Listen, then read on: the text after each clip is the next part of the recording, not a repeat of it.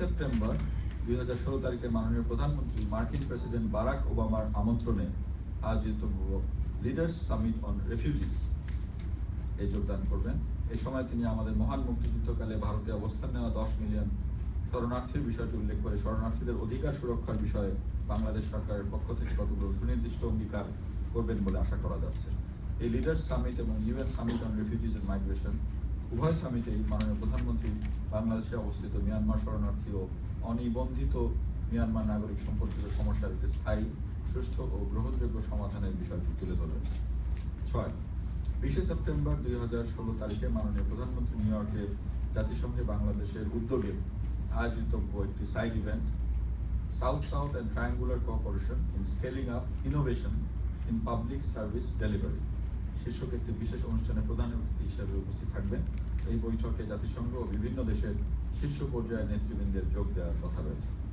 7 21 September 2016 তারিখে মাননীয় প্রধানমন্ত্রী সুইডেনের প্রধানমন্ত্রী মিস্টার স্টেফান লোফেনের উদ্যোগে আয়োজিত গ্লোবাল ডিল এর উদ্বোধনী অনুষ্ঠানে যোগদান করবেন। এ সময় মাননীয় প্রধানমন্ত্রী টেকসই শিল্পায়ন, শোভন ও যথোচিত কর্ম এবং অন্তর্ভুক্তিমূলক অর্থনৈতিক উন্নয়নের বিষয়গুলো তুলে ধরে বক্তব্য প্রদান করবেন।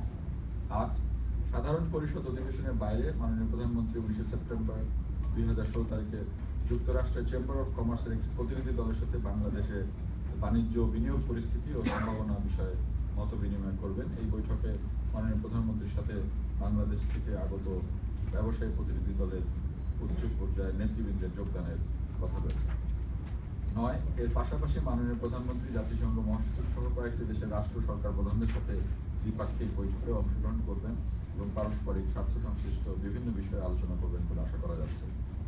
মাননীয় প্রধানমন্ত্রীর সাথে বিভিন্ন বৈঠকে অংশ নেওয়ার পাশাপাশি মাননীয় পররাষ্ট্রমন্ত্রী নিউ ইয়র্কে অনুষ্ঠিত বিভিন্ন আন্তর্জাতিক ও আঞ্চলিক সহযোগিতা সংস্থা যেমন সার্ক, ওআইসি, ন্যাম, G77 ও China, Commonwealth, Asian cooperation dialogue এবং এলডিসিস কনফারেন্স ইত্যাদি সংস্থাসমূহের মন্ত্রী পর্যায়ের সভায় অংশগ্রহণ করবেন এবং উনিও ওনার যে কাউন্টার পার্টস আছে বিভিন্ন দেশের পররাষ্ট্রমন্ত্রীদের সাথে বৈঠকে মিলিত হবেন বলে আশা করা যাচ্ছে।